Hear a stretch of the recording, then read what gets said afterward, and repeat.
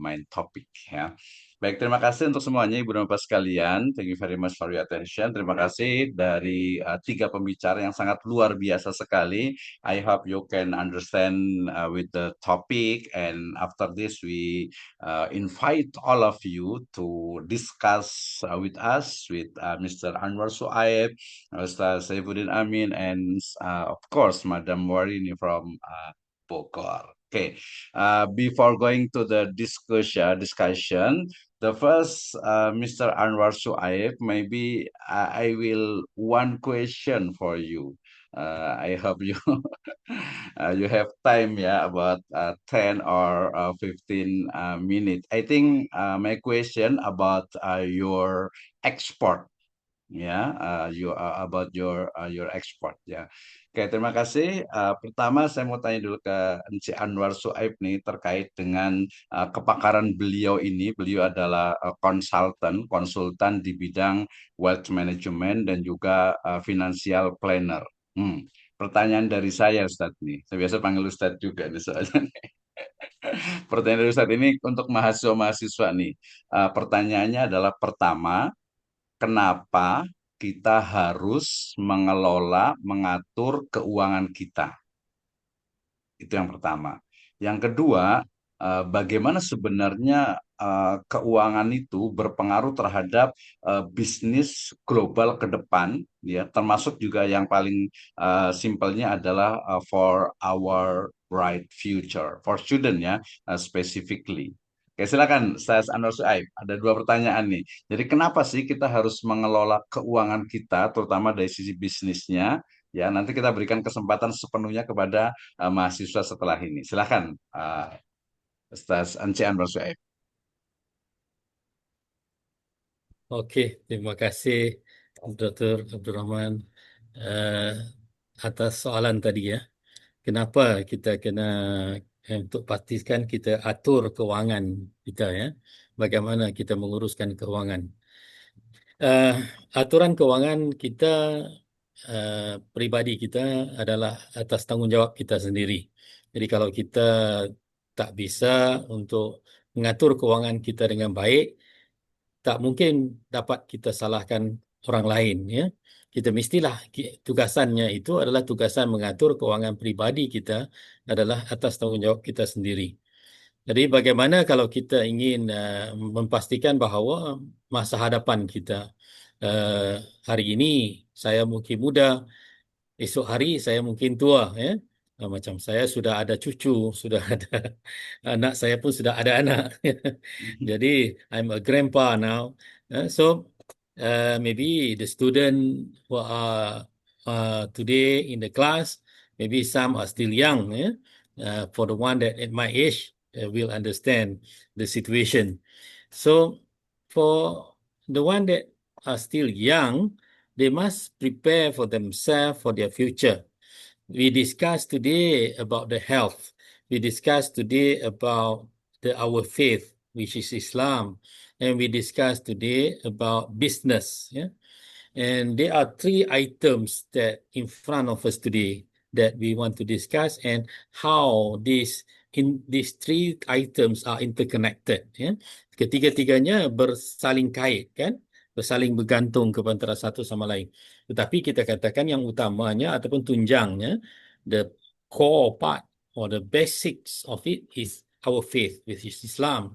And from there on, then only it will go into other branch of it, maybe, means to say that from the Islamic perspective, whether this business can be done or not. From Islamic perspective, whether this investment we can do or not. From Islamic perspective, whether these things we can do or not. For example, we need to plan for our retirement. Yeah.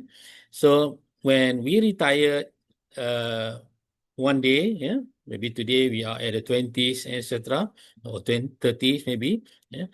So when we retire, we will need to spend money. Because why? Like we discussed earlier, that now people live longer. But with the living longer, the challenge is that we may need more money to fund for our medical costs. So that's another challenge that we face. So the good news is that we may live longer. But the bad news, we need more money. So there's the two things that we need to think or give a thought about. Yeah.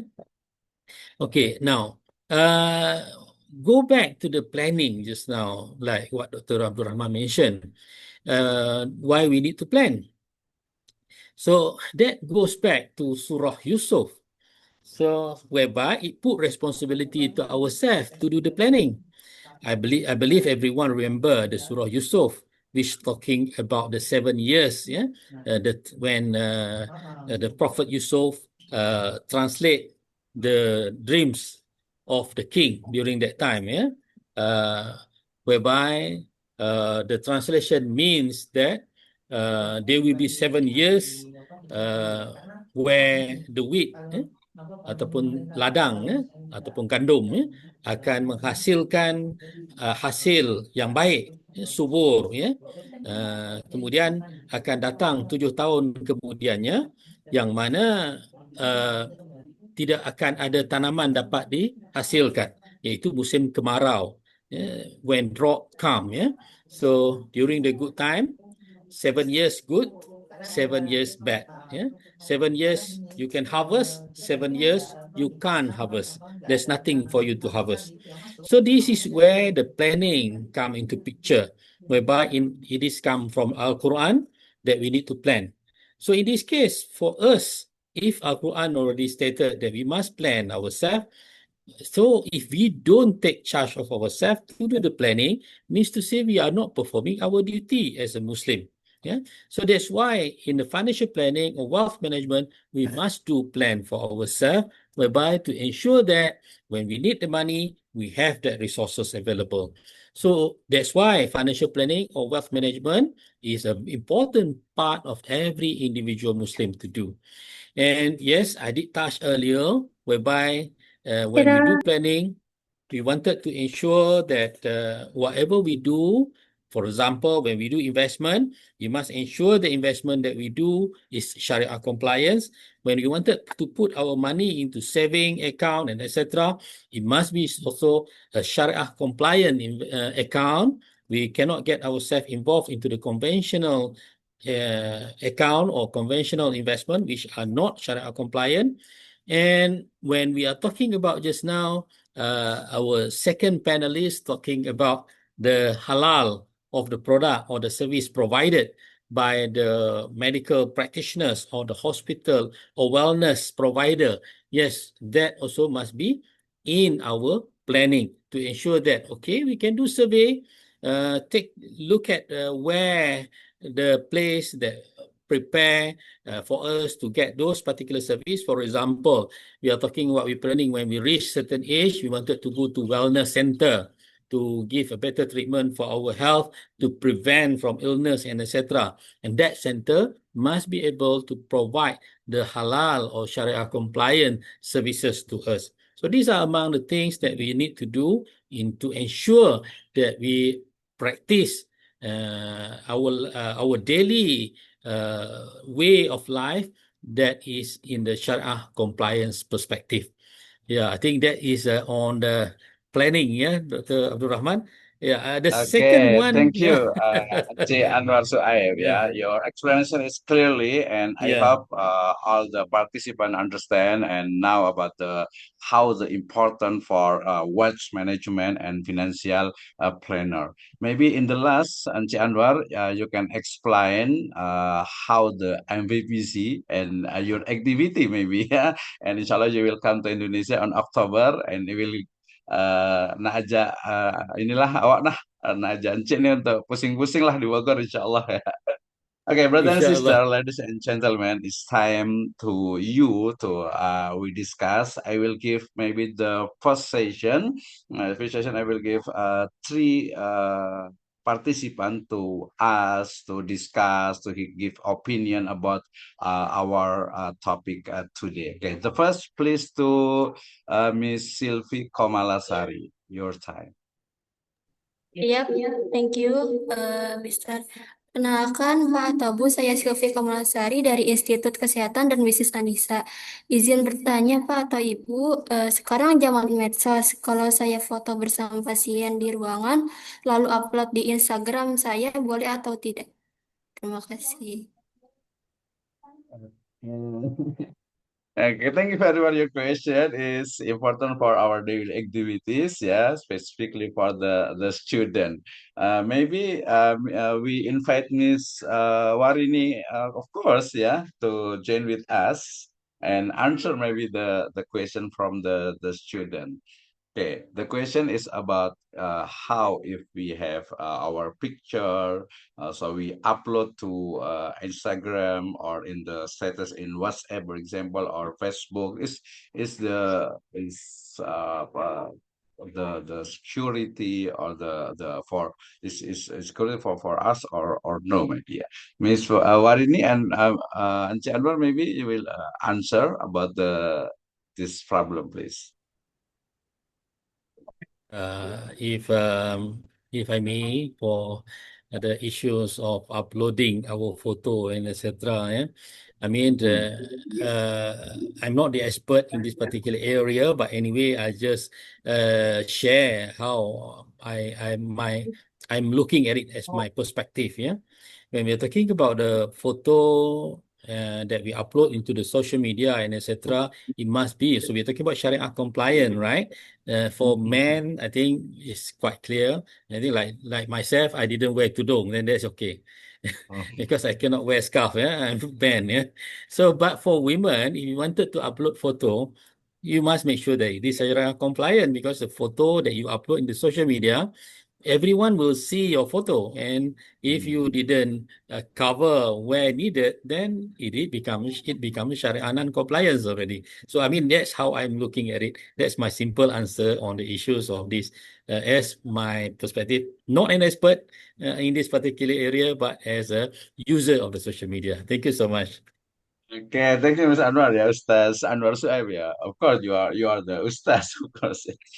Betul itu, ini menarik ya pertanyaannya ya. Jadi ketika kita mengupload tadi, Ci Anwar ini cakap, beliau bukan expert, itu memang salah satu ilmuwan itu seperti itu gitu ya. Jadi ma indi ilmi gitu ya. Tapi itu justru sebenarnya pengalaman expert, pengalaman di Malaysia itu biasanya memang tadi jelas ya. Ketika kita mengupload dari foto kita itu harus syariah compliant ya. Syariah compliant itu maksudnya didasarkan kepada nilai-nilai syariah. Kalau yang perempuan ya berarti pakai hijab, rapi, kemudian juga tidak mengarah kepada hal-hal yang negatif, kemudian juga nanti yang laki-lakinya juga sama juga sekarang. Oke, kita undang lagi ya, kita undang lagi yang lainnya untuk yang bertanya. Ya, kita masih ada waktu.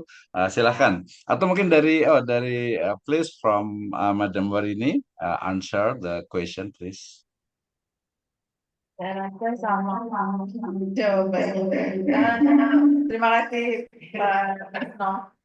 Ini kembali lagi untuk etika, bagaimana nanti tadi katanya bagaimana apakah diizinkan ketika mengupload foto gitu, kembali lagi ke konteksnya. Kalau memang seperti yang Bapak sampaikan bahwa syariah itu pertama yang harus diperhatikan, kemudian seizin pasien di mana untuk penguploadan ini bukan foto yang berhubungan dengan kondisi kesehatannya.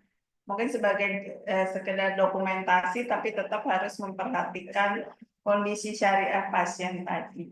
Dan ya diharapkan meminimalisir untuk pengambilan foto-foto pasien di lingkungan rumah sakit untuk meminimalkan tentang pengeksploitasian data pasien. Mungkin itu Pak, mohon maaf. Oke, terima kasih Madam Warini ya. Terima kasih, ini agak terlempar dikit nih ininya nih. Baik itu ya, tadi memang kalau kaitan dengan kesehatan terkait dengan tadi apa istilahnya itu keamanan data, kemudian juga kerahasiaan pasien itu jadi hal yang sangat penting menurut saya itu ya. Jadi kita bisa perlu berhati-hati ya, apalagi kalau isu sekarang yang lagi tren itu kan tentang data pribadi nih gitu ya, yang diserahkan ke salah satu negara adidaya gitu kan. Ini juga nanti yang pasien jangan-jangan yang sakit jantung berapa, yang sakit berapa itu semuanya kan sudah bisa dianalisis. Ini menarik ya. Baik, kita masih undang. Silakan kalau ada yang mau bertanya. Di sini ada Ibu Warini juga, kita bisa diskusi ya, dan juga mungkin kita bisa diskusi dengan yang lainnya juga ya. Silakan kalau ada yang mau bertanya. Tadi ada yang bertanya juga di ini ya, di chat ya, ada yang mau ditanya di chat. Silahkan kalau yang apa agak nggak enak mungkin juga boleh ya, boleh untuk istilahnya itu bertanya. Tadi yang buat apa Silvi sudah ya, sudah dijawab ya. Terima kasih untuk pertanyaannya. Silahkan. Jadi kita juga bisa diskusi tentang karena ini adalah internasional seminar. Kebetulan saya juga masih mengajar di MIC di Singapura juga, kemudian juga banyak rekan-rekan juga di Malaysia juga. Jadi kita bisa diskusi terutama terkait dengan topik kita nih. Jadi bagaimana apa keberlangsungan SDGs dari bisnis ya, termasuk spesifiknya itu adalah bisnis kesehatan di masa depan gitu ya. Oh masih ini masih ada Ci Anwar ya. Tadi agak kelihatan ini. Saya khawatir tadi kayak ini. Terima kasih masnya nih. Tadi belum ke ini. Baik, kita sambil menunggu nih. Saya juga senang nih. Katanya ke Bu Warini juga mau tanya juga sebenarnya ini ya. Saya tanya ke saya tanya ke Bu Warini dulu sebelum nanti nanya ke Encik Anwar terkait dengan MFPC nih, Pak Encik Anwar ya. Mungkin boleh dijelaskan nanti, tapi saya tanya dulu ke Bu Warini nih. Tadi kan menarik ya, karena tadi kalau kita gabungan antara pembicara pertama, kedua, dan ketiga, sebenarnya kita sudah menemukan ini ya, satu gambaran besar tentang bagaimana masa depan dari bisnis kesehatan ya yang berbasis kepada apa? Yang berbasis kepada din atau agama. Oke, kita undang dulu ada Pak Dodi nih ya dari Iqbis Anissa nih ya. Silakan Pak Dodi langsung open your camera and discuss with us please. Oke, terima kasih Pak Dr. Abdul Mismo. Saya dari Iqbis Anissa ingin bertanya, bagaimana perkembangan bisnis kesehatan di Malaysia dan Singapura? Itu saja, terima kasih.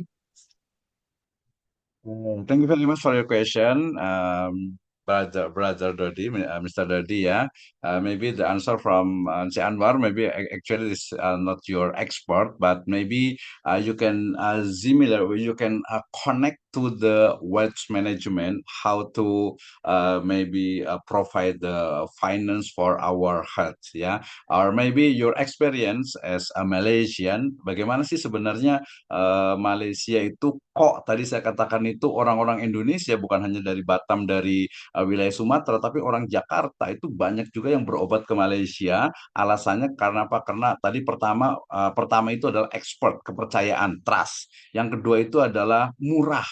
Walaupun murah ini mungkin perlu dilihat lagi lah murahnya gitu. Tapi lebih ke kepercayaan kenapa nih gitu ya. Jadi sebenarnya seperti apa sih bisnis kesehatan di Malaysia? Dan juga mungkin kemarin juga baru dua tiga kemarin juga baru dari Singapura juga ya, Cik Anwar ya. Silakan Cik Anwar, please. Baik, terima kasih Pak Dodi ya soalan tadi ya. Kalau kita melihat dari sudut eh, bisnes kesihatan ya di Malaysia, apa yang antara yang kalau tarikannya betul seperti yang Dr. Abdul Rahman Misno maksudkan tadi ya, iaitu kosnya murah dan juga kepercayaan tadi ya. Tetapi pada saya lebih pentingnya saya rasa kepercayaan itu ya, kepercayaan kepada uh, nilai perkhidmatan yang diberikan ya. Uh, saya juga mungkin saya dan isteri dan ahli keluarga juga ada mendapatkan perkhidmatan daripada kesihatan di Malaysia ya. Uh, dari apabila saya mendapatkan perkhidmatan kesihatan di Malaysia, biasanya kita akan melalui proses ya. Jadi antara prosesnya, contohnya isteri saya ingin tanam gigi ya, planting the tooth, to plant the tooth, it will take very long period. It takes month to go through the process from one step to another. But that process, by going through one step to another, it gives the customer the feel secure that when the process completed, they can rest assured that the services provided are satisfying kind of items or services that have been provided. Yeah, I mean that is a very important thing. Yeah, true enough, there many types of services for service and when the person lost the tooth, ya. I mean, kalau hilang gigi, macam-macam ada yang kita boleh guna, setengahnya tanam, setengahnya diikat ya kepada gigi yang lama dan sebagainya. Jadi pelbagai perkhidmatan. Tetapi apa yang ada di sini adalah setiap satu perkhidmatan itu yang diberikan dijelaskan daripada awal, langkah demi langkah apa yang akan dilalui, dan semuanya dibawa satu persatu kepada pelanggan ataupun patient ya, untuk melalui proses tersebut diberitahu terdahulu, kemudian pelanggan akan mengikutinya atau patient akan mengikutinya. Jadi hasilnya saya alhamdulillah, isteri saya pun sekarang gigi dia pun rasa seperti biasa macam sendiri ya, macam gigi asal ya. So itu salah satu yang isteri saya sendiri lalui ya. Saya tak pernah tanam gigi jadi saya tak tahu ya. Cuma isteri saya yang tahu, yang diceritakan kepada saya. Tetapi apa yang saya nak pastikan di sini adalah kepercayaan dalam perkhidmatan yang ditawarkan ya. Itu adalah salah satu asas kenapa dari apa yang saya fahami ya daripada pelanggan ataupun pasien yang mendapatkan perkhidmatan adalah dasar yang utamanya adalah kepercayaan. Kemudian yang keduanya adalah kos ataupun harga ya, murah daripada lain tempat ya.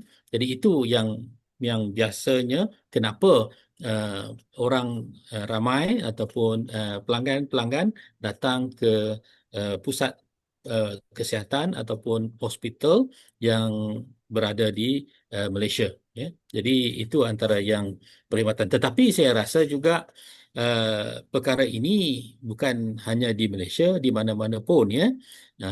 Begitu juga tadi kalau kita katakan di Singapura dan juga di Indonesia. Cuma mungkin kenapa ramai orang suka datang ke Malaysia daripada Indonesia, salah satu tarikannya macam yang Dr. Abdul Rahman cakap tadi, harga dia murah. Harganya murah, mungkin itu. Tapi sekarang kena hati-hatilah sebab harga kos perubatan ataupun ubat-ubatan pun sekarang banyak sudah meningkat ya. Dan pihak hospital di Malaysia pun sedang melihat untuk menaikkan kos ya. Jadi mungkin itu akan menjadi satu perkara yang berubah di masa depan. Saya tak pasti ya, itu ya. Jadi itu yang jawapan saya berkenaan tentang perubatan ya, di Malaysia. Oke, terima kasih, Encik Anwar. Menarik sekali, tapi saya boleh tanya nih sebelum tadi ke ini. Mungkin ini ya, correlation between health, business, and insurance and wealth management. Jadi ada nggak hubungan antara, karena ini kaitannya kan dengan bisnis kesehatan. Bisnis kesehatan itu kan tadi fokusnya itu adalah customer itu adalah pasien. Nah, pasien itu kan nanti ke uang, money gitu ya. Nah, pertanyaannya kira-kira apa? Bagaimana korelasi antara wealth management, financial planner, kemudian kesehatan, kemudian apa kesehatan personal, kemudian juga dari bisnis kesehatannya nih. Yang saya maksud adalah mungkin kalau kita ada asuransi misalnya gitu ya, itu seperti apa kira-kira nih? Ada bisa dihubungkan nggak sih? Mungkin bisa manfaatnya secara personal untuk kita gitu ya, untuk peserta di sini dan juga untuk pelaku-pelaku bisnis dan terutama ini untuk mahasiswa ke depannya itu kira-kira gimana nih kalau umpamanya pasien itu ternyata tadi nggak bisa bayar misalnya, berarti kan ada yang harus disiapkan dari sekarang. Misalnya teman-teman di salah satu asuransi itu dia punya asuransi mikro syariah misalnya untuk kesehatan dan lain sebagainya. Gimana nih? Dalam Oke, 2-3 menit aja nih, biar menarik, kita. menarik. Baik, jadi bila melihat di situ itu di Malaysia sekarang kita kalau yang siapa sudah kenal MIFC atau dinamakan sebagai Malaysian Islamic Financial Center, yang mana dulunya di bawah Central Bank of Malaysia, Bank Negara Malaysia, tapi sekarangnya kita dah wujudkan MIFC 2.0 kita katakan. Jadi MIFC 2.0 dia panggil MIFC Leadership Council ataupun singkatannya MLC. Dikepalai oleh Bank Negara dan juga Suruhanjaya Security, Securities Commission of Malaysia and Central Bank of Malaysia. So the drive for this MLC is now no more focused on Islamic finance. Now the drive of MLC is more to focus on Islamic economy. So when we said about Islamic economy, it is a broader oversight of how Islam can empower the Malaysian economy and also global economy. So how are we going to take it inside? So that goes back to the issues of health too. So let me zoom into the health area. Into the health area, for example, let's say a person who are individual, and then when he wanted to go to the government hospital or clinics, so he will need to queue uh, to get treated by the doctors. And normally he will need to wait long hours and etc. to get the treatment done to them. So one of the opportunity or choices that the person has is to have their insurance or takaful, or syariah asuransi syariah, to ensure that when they go to the clinic or hospital, the bill will be covered by the syariah asuransi syariah or takaful, so that they don't need to fork out the money from their own pocket, but it is being paid for by the provider or financial institution. So by doing so, they will be able just to manage their finance better. Because why? When we're talking about managing personal finance, we got to have our emergency money to ensure that when we need the money, let's say, for example, we need to be treated in hospital and etc., there's a money reserved for it. But when we have a takaful or syariah, asuransi syariah, for example, when we need to go to hospital or to get treatment, the takaful or asuransi syariah will pay for this particular cost. So it doesn't take the money from our pocket because we already allocate the contribution that we need to do annually to this particular syariah, asuransi syariah or takaful products. That will take care when we go to hospitals, for example. And for other part, what about the one that maybe after they go to the hospital and etc., and then but they can't afford to go to the government because they are not having the takaful or insurance or asuransi syariah. So what they can do? So this is where the other part, maybe the money from zakat or many contribution from community will be used, or the coming from the government coffer, coming from the government funding. So can be in such also. So there are many ways of looking at it to get treatment. But if you're looking at this particular aspect, the second part, which means to say the person that do not have their own money to get the treatment, that call under the responsibility of the ruler or responsibility of the government of the day. So whereby that is the government must ensure that all the public are taken care of in terms of making sure that they are well treated in case they need to get a medical treatment and etc. So that also under the purview of you're talking about the Islamic perspective of economy itself and running the country. So that's a little bit, actually it's more broader, but I don't think I can explain in this particular 3 minutes allocated. So that's, I give some short example. Thank you so much.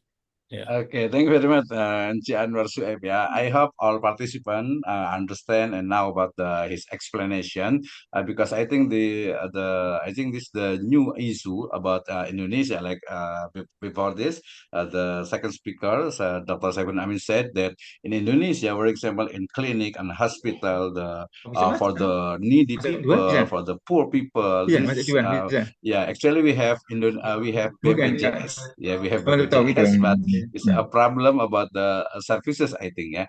Itu tadi ada isu baru terkait dengan sebenarnya bagaimana nih masalah-masalah yang dihadapi dengan klinik. Dan ini mudah-mudahan juga bermanfaat untuk teman-teman yang ada di administrasi rumah sakit, kemudian juga di manajemen juga. Itu jadi hal penting juga nih. Oke, kita undang dulu teman-teman semuanya ya.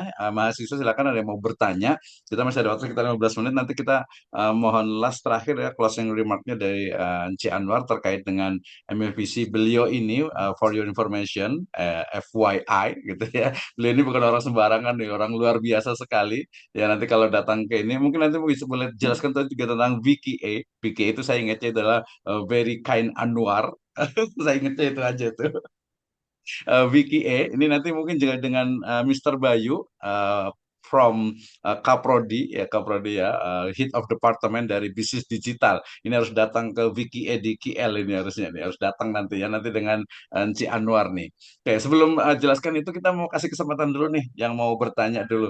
Tadi beliau itu adalah founder daripada Vicky E, kemudian juga tadi di Malaysian Financial Council ya di financial planner-nya. Kemudian juga beliau adalah ini bahasa Indonesia itu adalah konsultan dari orang-orang jet set di Indonesia, Malaysia gitu ya.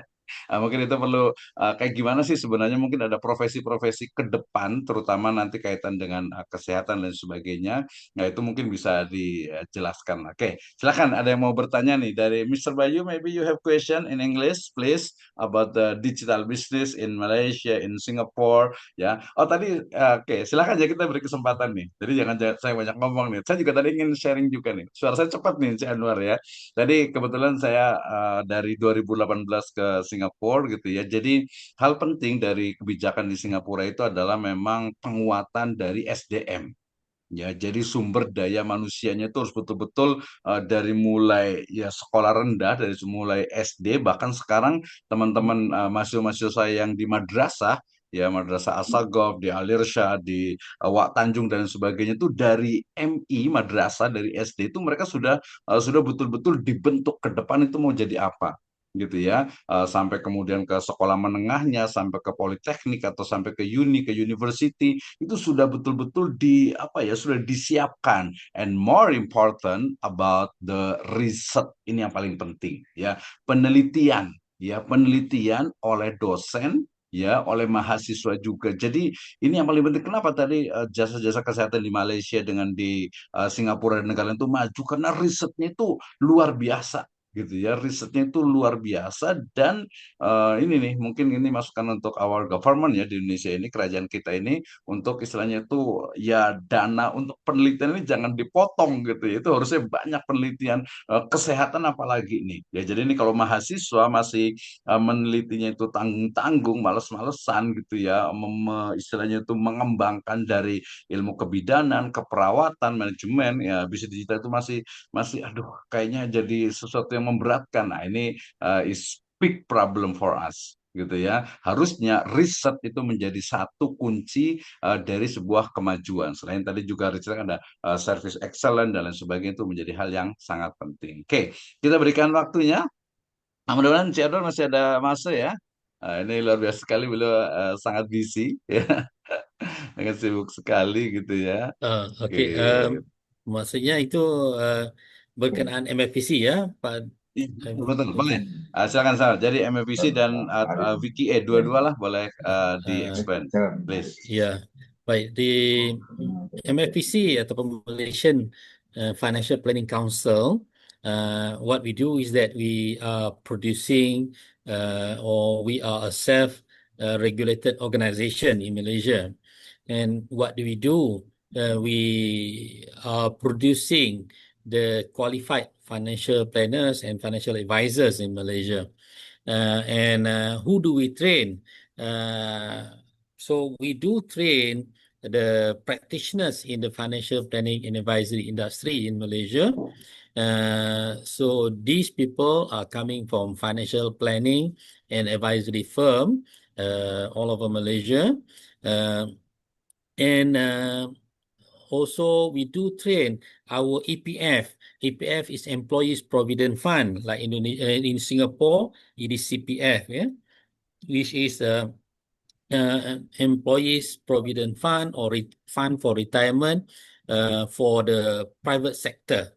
And also we do train the KWAP, Kumpulan Wang Amanah Persaraan, which this is the retirement fund for the government employee, whereby they will receive their pension when they reach their retirement age. So for the KWAP, the money is provided by the government of Malaysia.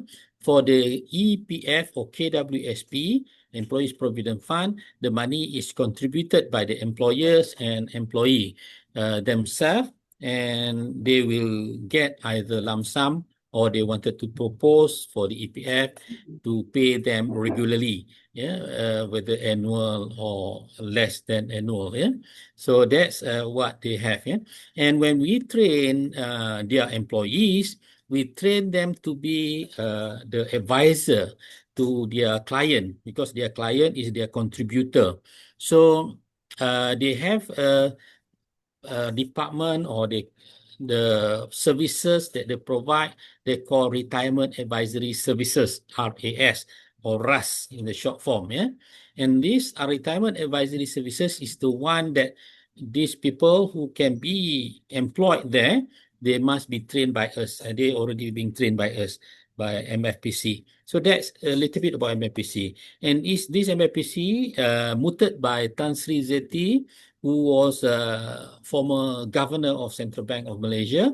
In 2002, the idea was mooted and established in 2004.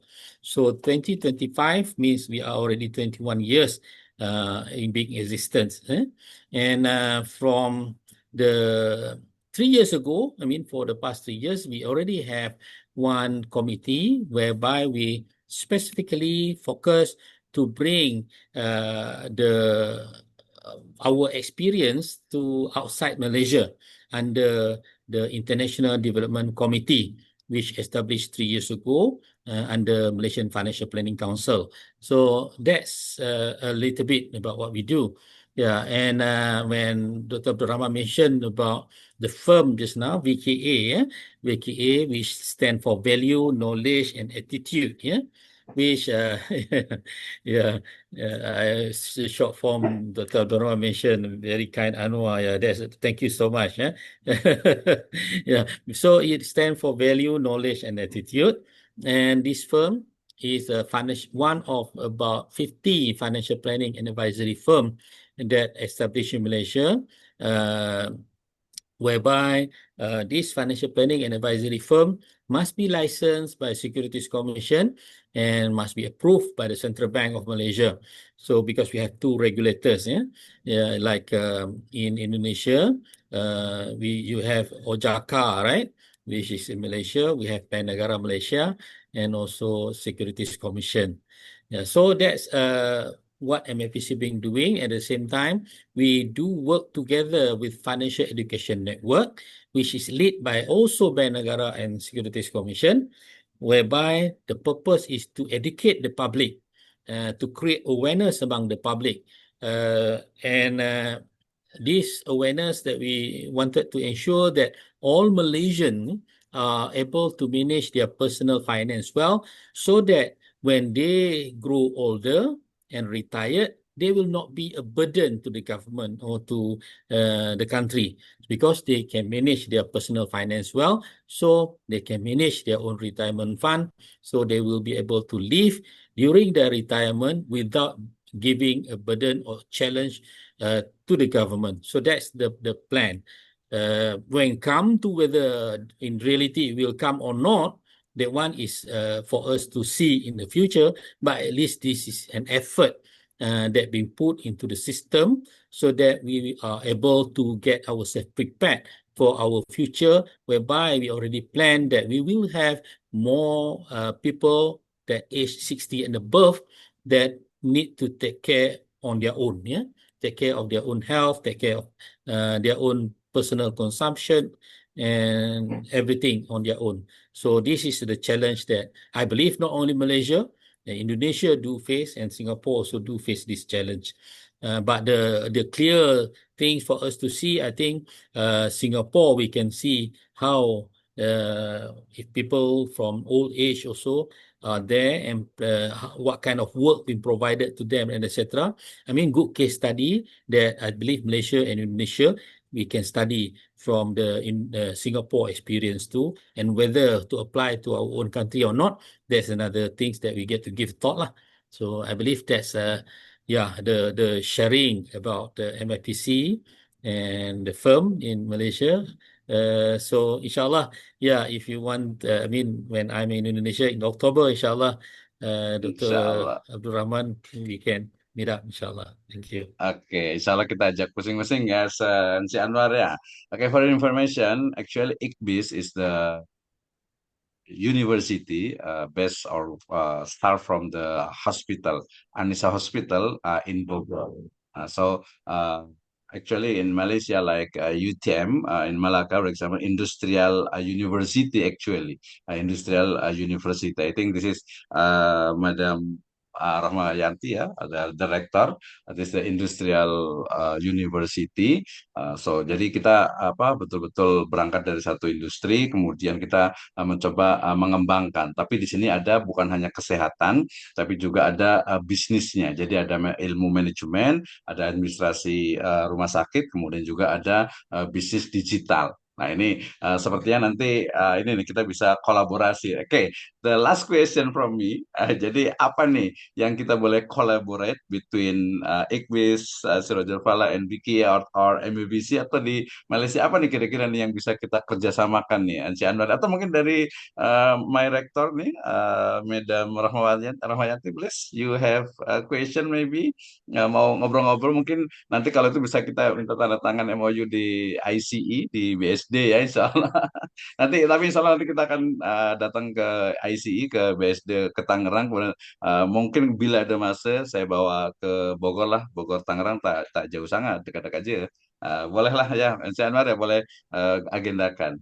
Silakan Bu Rektor ada yang mau disampaikan mungkin terkait mungkin apa nih yang kita bisa buat kerjasama. Tadi yang Singapura juga tadi izin dulu karena beliau agak kurang sehat.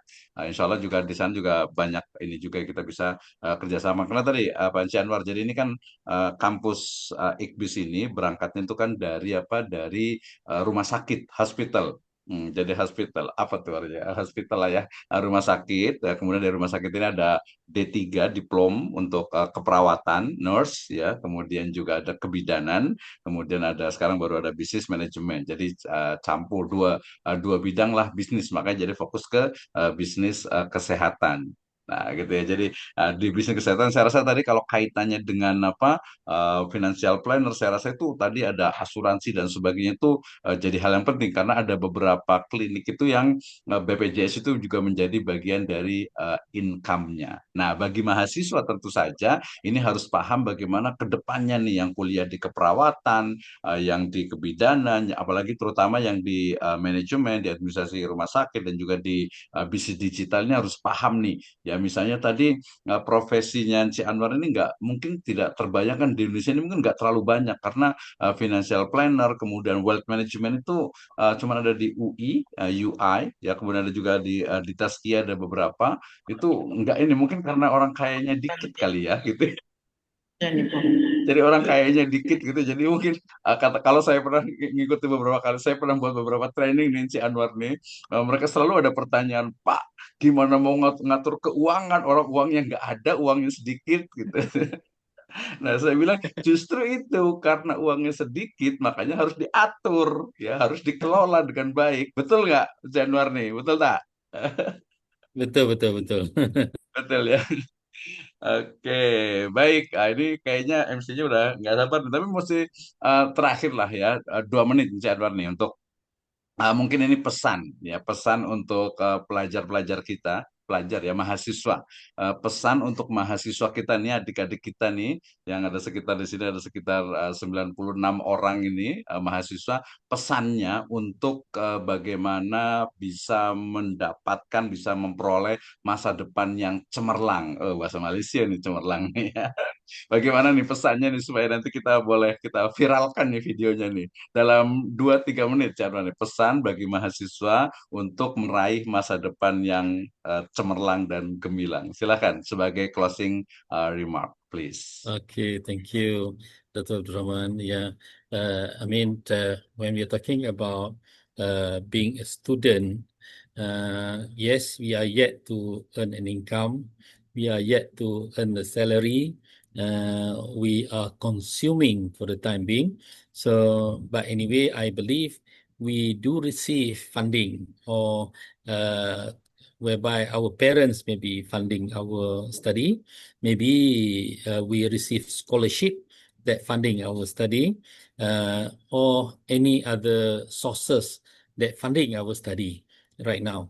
And when when I was studying, I do receive scholarship too. When the money from scholarship that I receive, I kept. So when I accumulate those money and I invest into purchasing, because my time it was during the 80s, during the 80s. Now it's already 2024. It's far too long ago. I mean, so how many years already we're talking about? So that's what I did during that time. I don't have I mean, SLR camera was something not many people have during that time. And during that time, we don't have digital camera like today.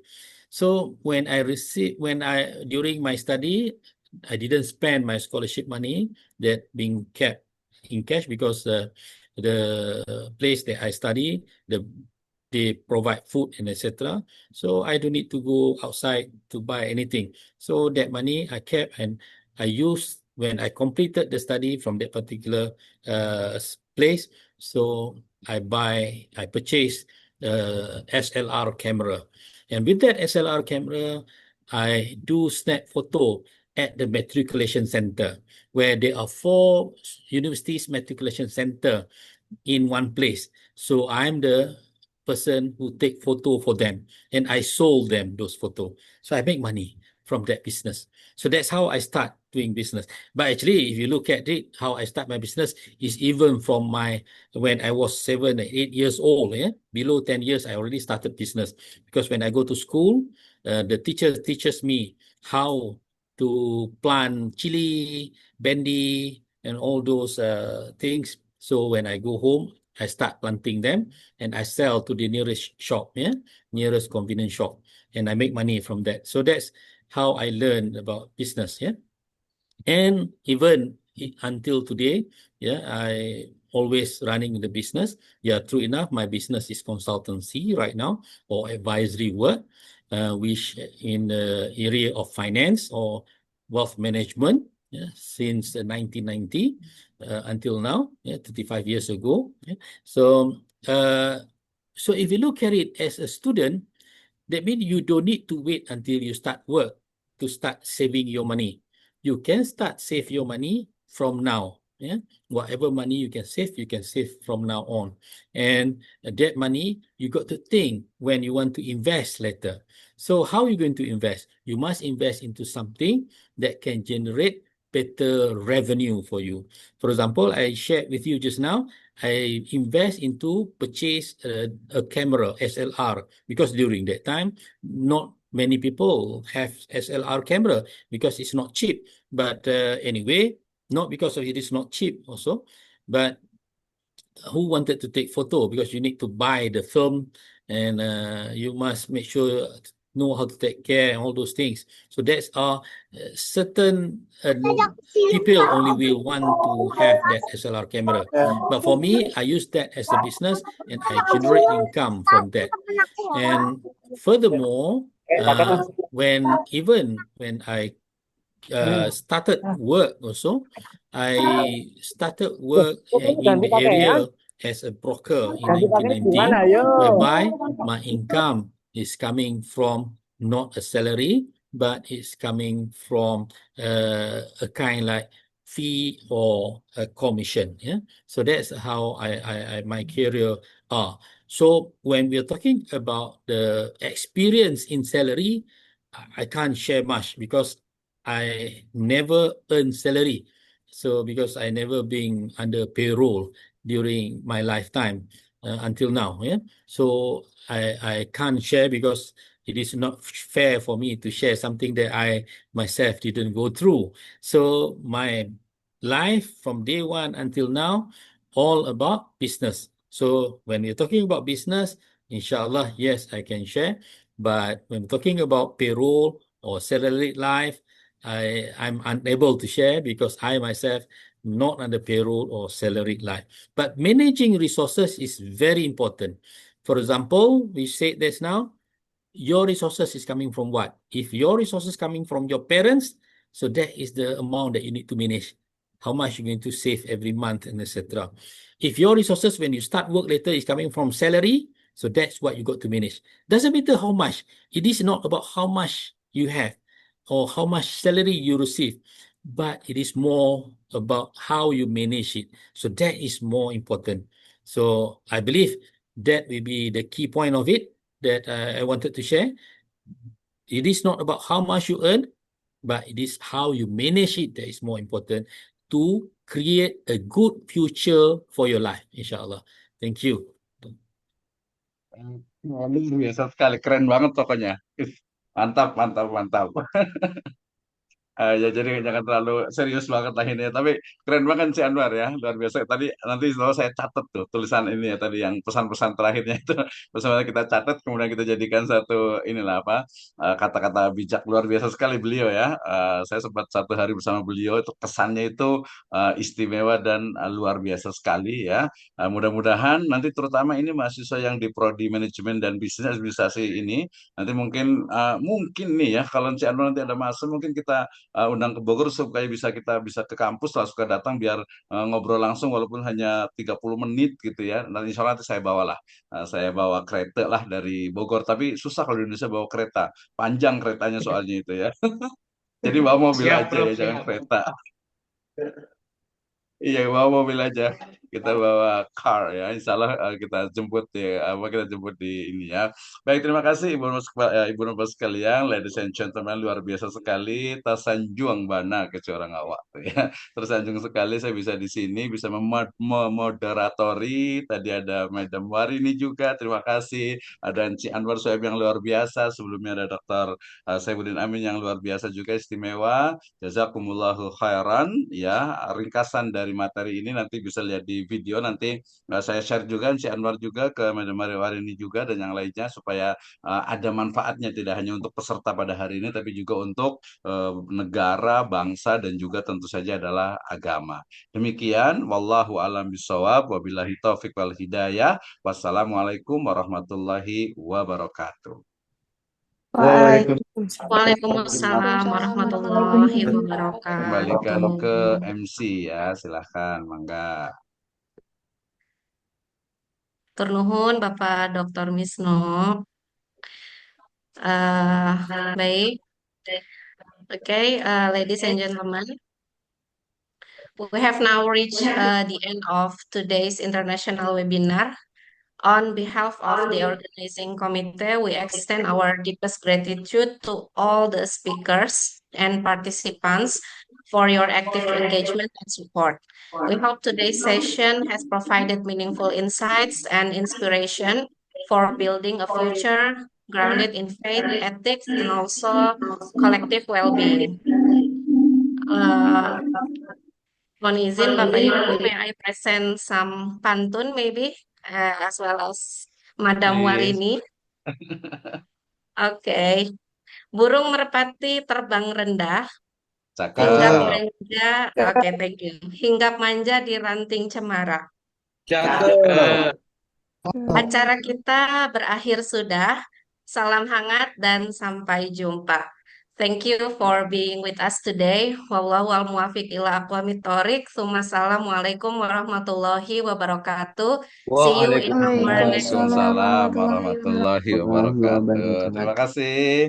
Encik Anwar luar biasa sekali. Thank you very much. MC kita luar biasa juga. Terima kasih. Ditunggu ya Encik Anwar ya di Indonesia. Insyaallah, insyaallah. Terima kasih Pak Assalamualaikum Bapak Bayu Ibu. juga, warahmatullahi Bu Rektor juga, terima kasih banyak nih. On time lah insya Allah ya. Nanti yang pertanyaan tadi yang belum dijawab nanti boleh saya share inilah. Saya ini kan sudah jawab pakai ini chat aja ya. Tadi agak lambat terakhir itu ya dari Siska Herawati dengan dari siapa satu lagi ya. Satu lagi yang dari Rahel. Rahel Berliana ya. Oke, terima kasih semuanya. Silahkan.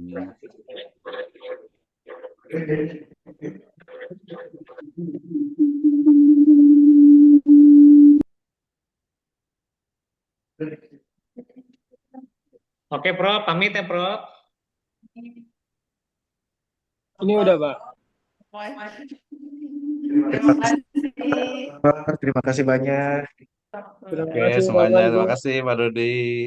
Luar biasa. Ya, sama. Main ke Sipa, Pak Bayu juga gitu ya. Nanti rekamannya saya share insya Allah.